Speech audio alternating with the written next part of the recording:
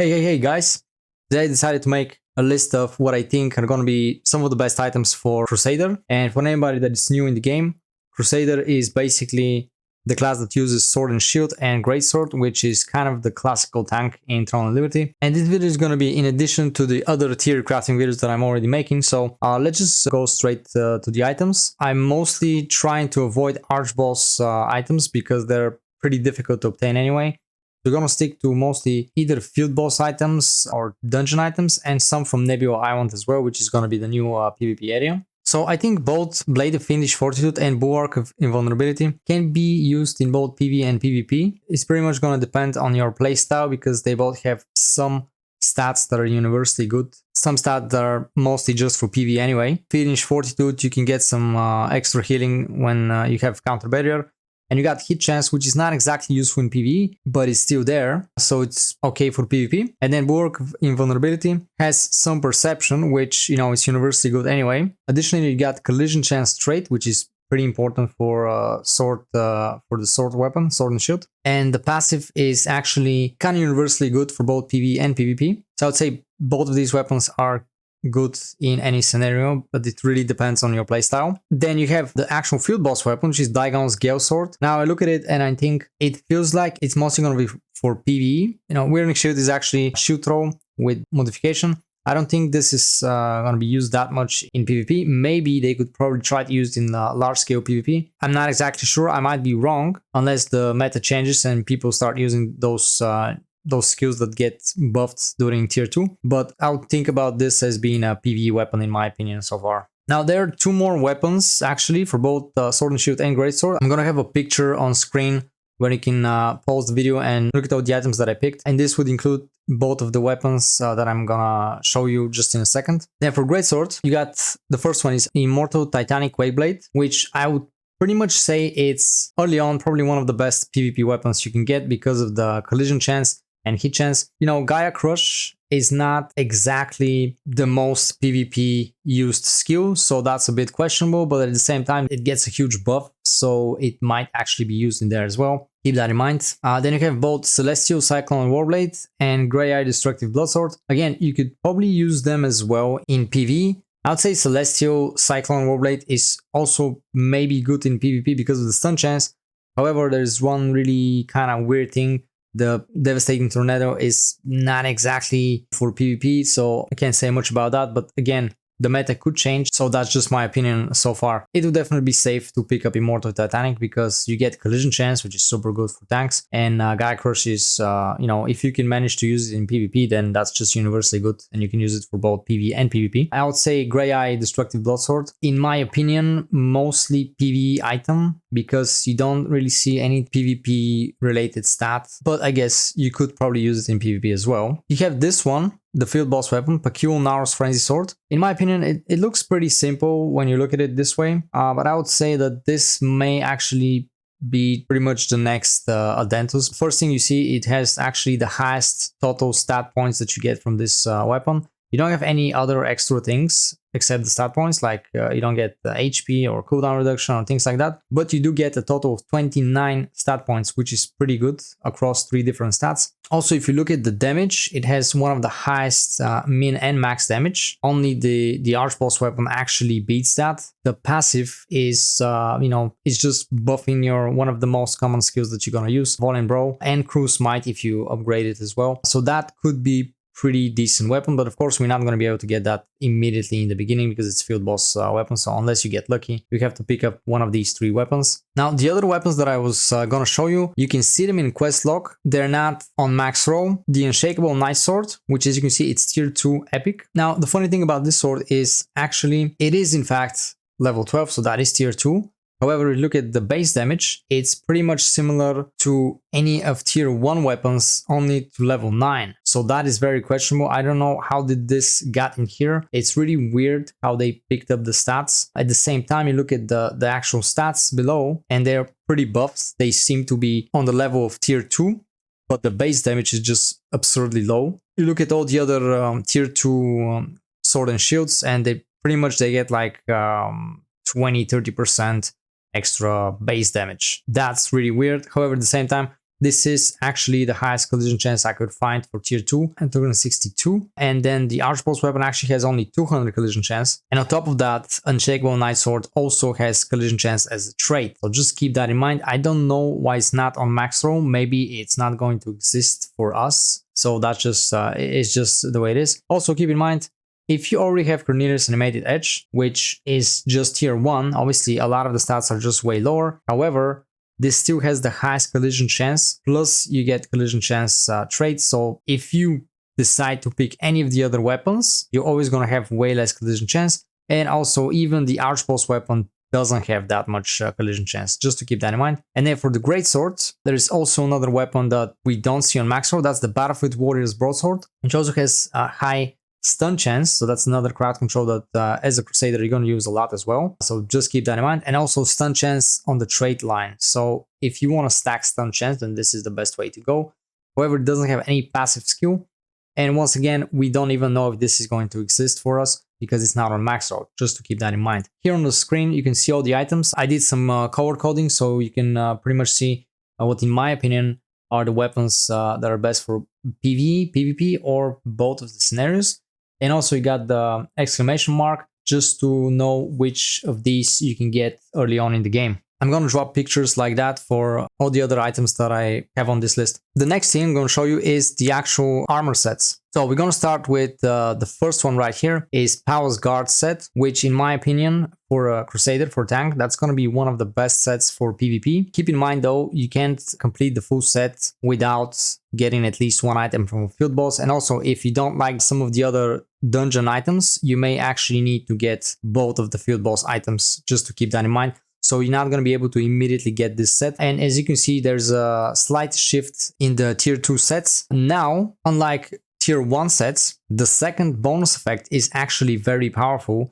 And it's actually worth it to get the full set, or at least 4 pieces in that case. And Powell's Guards, why I think it's pretty good for PvP is because it's going to give you additional shield block chance plus stackable shield block chance up to 10%. So in total, you can get about 18%. And then the second effect is incredibly powerful, especially in PvP. That's critical damage reduction 25%. And keep that in mind, you can stack that with quite a lot of other things. So you can lower down critical damage so much that it's going to make you very, very tanky at the same time. Then the next set, which is actually early game set, well, based on that, we don't exactly know what are the sources, but I would assume that most of these items you'll be able to get from the new dungeons. So as long as you begin doing tier 3 dungeons, just get to know them, learn them, and farm them, you'll be able to get most of the dungeon items right here. Of course, we don't see exact source, but at least you know that they're from dungeons. So the next set is Skilled Veteran, which is at the same time, I would say it's pretty good for PvE, could be used in PvP as well, I guess. The set effect is increasing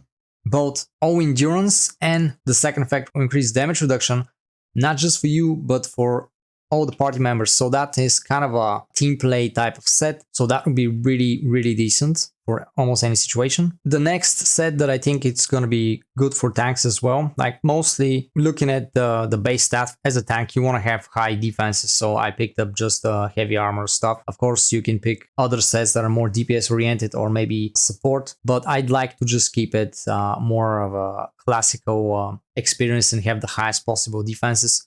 Keep that in mind. So the next set is Holy Ghost. So this set is giving you buff duration and then extra damage reduction and endurance, but that's just for you. So keep that in mind. This is also going to make you somewhat tanky, and I think this is going to be more of a PvE set, but that's again questionable. The next set, which personally I'll probably go for this set because I just like that idea of what this one gives you, is going to be the Rat Knight set. And the bonus effects are, first it's going to give you 2000 max HP.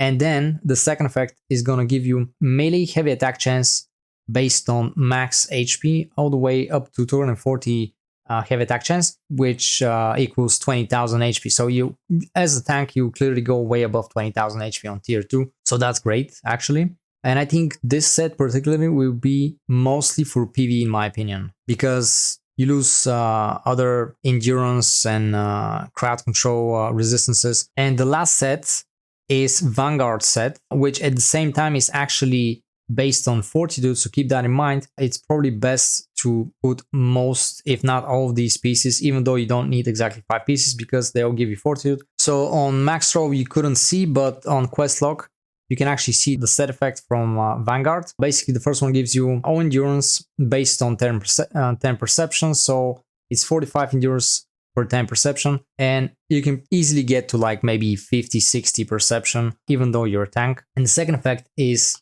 when your fortitude is over 50, main weapon base damage increases by 30. This is why I'm saying that you probably want to get all these items to stack as much fortitude as possible. Of course, you're probably going to go above 50 as well, but yeah, this set might be actually even better for anybody that uses spear, just to keep that in mind, but is just as good for tanks generally speaking. Also, another small thing that you can keep in mind, the skilled veteran chest armor has the highest range defense, as you can see, 642. And on the other side, the highest melee defense is the Holy Ghost Fighter Devotion armor, which gives you 599. Just to keep that in mind, if you're specifically trying to counter particular weapons, that's there as well. Here's the list of the sets on screen. You can pause the video and just check them out. Then we go for the individual armors.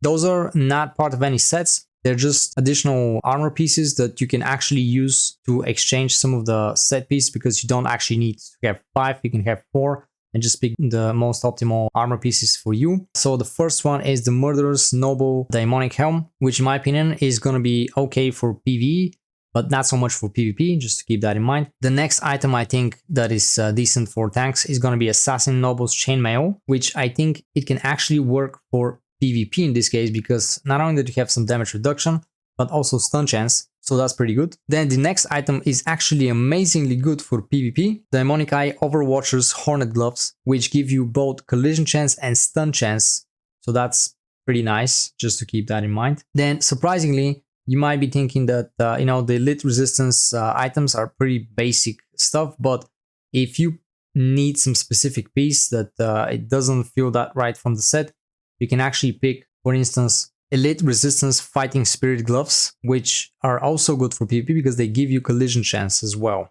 and also hit chance. Then the next thing we see here is gonna be decent for PvE, is the Black Anvil Legion Commander Gaiters, because they don't particularly have any special PvP related stat, any crowd control resistance or chance, so just keep that in mind. The next one is Elite Resistance Fighting Spirit Gaiters. I'd say that they're okay for PvP because they give you both ranged and melee endurance as a stat on top of the traits that you're gonna stack on them as well. And then we have Elite Resistance Fighting Spirit Boats, which again I think they might be good for PvP because they have stun chance. And then moving to the cloaks, basically I picked up 3 cloaks. So the first one you could probably use for both PvE and PvP, but it's not exactly the greatest cloaks for tanks, but it's just there as an option. It's the Challenging Champion's Cloak. It gives you hit chance, health regeneration, and max HP. And that's probably early on, probably one of the best ones that you can get to stack as much HP as possible, because it has HP on both the trait and the item itself. However, I would pick something more DPS oriented. So that's going to be the Silver Fur Decorated Cloak,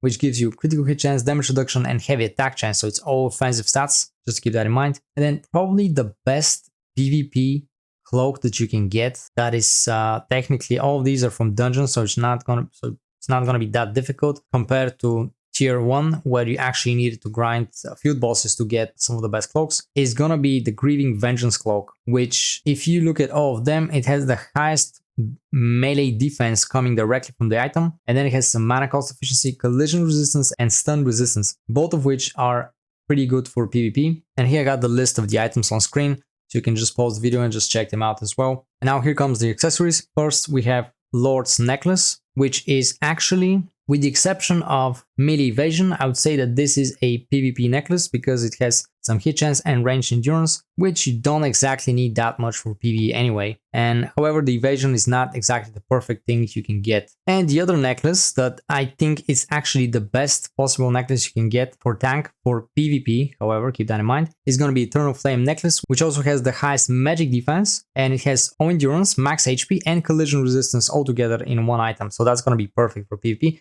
However, that's not an entry level item, as you have to get it from Nebula Island, and that's going to be PvP area, so you got to be careful. So we don't know what exactly to expect from Nebula Island. Then for the bracelets, the first item that's actually kind of universally good for both PvE and PvP. That's going to be Song of the Night Sky bracelet. It has perception, max HP, both magic and ranged endurance at different values, so that's going to be pretty decent. Then another entry-level item that's okay, but mostly for PvE, I would say, is Crew Beast's bracelet, which has hit chance, heavy attack chance, mana regen, and strength. But of course, you can probably use that in PvP as well, just not exactly the best one for tanks for PvP. And I would say probably the best bracelet you can get is Immortal's Bracers, which has, again, perception, max HP, ranged, and melee endurance. If you look closely, it's very identical to Song of the Night Sky. It just, instead of magic endurance, you get melee endurance, and most of the stats are pretty similar. So you can probably use either one of these. The main difference for tanks is that Song of the Night Sky doesn't have a collision resistance trait, but Immortal Bracers does have collision resistance, so keep that in mind. And also Immortal Bracers, you're gonna have to get them from Nebula Island, so that's also not an entry level item. At first, you probably best bet would be to get the Song of the Night Sky bracelet. Now for rings, first you got Paladin's Ring of Devotion, which I would say is PvP item and it's entry level item. You get it from dungeon. It gives you strength, wisdom, hit chance, and endurance. That means all endurance. On top of that, you got a collision chance trait, so just keep that in mind. The next item would be Moon and Star Ring, also entry level ring. That's gonna be pretty much, I'd say, PvE item. It gives you dexterity, perception, attack speed, and mana cost efficiency. There are really not that many decent rings early on just from dungeons, so it's gonna be a bit difficult. You got some interesting rings here from field bosses, but again, they would be more DPS oriented instead. You also have some pretty awesome rings from arch bosses, but once again, that's going to be really difficult to obtain. That's why I didn't really add them in here. However, I would say for PvP specifically and for tanks specifically, some of the best rings are actually coming from Nebula Island. And the first one will be Resistance Fighting Spirit Ring, which gives you max HP, heavy attack evasion, endurance, and damage reduction altogether.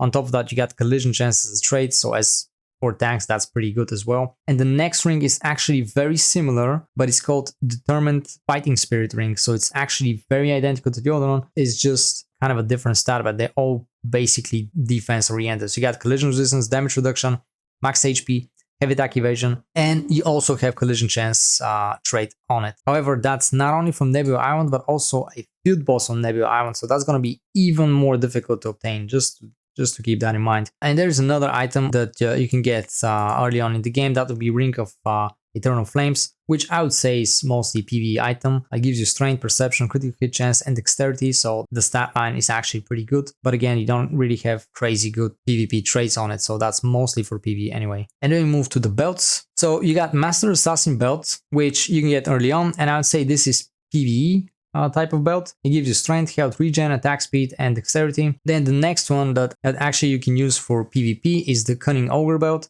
It gives you wisdom, melee defense, heavy attack evasion, and strength. And on top of that, you have collision resistance. So again, collision resistance is probably one of the best crowd control resistances you can stack, because a lot of classes actually have a lot of crowd controls that actually apply collision. So that is an indication that's not too bad. And the other one is Barbarian's Talisman String, which I would say is mostly PvE item. It gives you strength, max HP, heavy attack chance, and movement speed. But of course, you can play around and maybe use it in PvP as well. And probably the best, that's the only item I put here, is actually exceptionally good. There is nothing like it in my opinion. It's Paladin's Belt, which is coming from the Arch Boss on Nebula Island. So that's going to be one of the hardest things you can actually imagine to obtain. That's not an early game. However, I just put it here because once again, it's really good. It gives you perception, damage reduction, max HP, and endurance. That's all endurance. And also you have collision resistance trait and stun resistance as well. Here I got the list of all the accessories and where I think they belong. So you can pause that once again and just check them out. I will leave a link in the description for these builds on Questlog. They're just example builds for both PvE Crusader and PvP Crusader, which this one is actually PvE because you can actually use PvP builds in PvE as well. So just to keep that in mind. Of course, here I didn't put the Palace Guard because it's not early game. You need some field boss items, but this is just an example. You can check it out. You can play around and make your own builds as well. And that's going to be for this video, guys. So don't forget to like, subscribe, and hit the notification button for more videos like that. Thank you for watching and see you next time.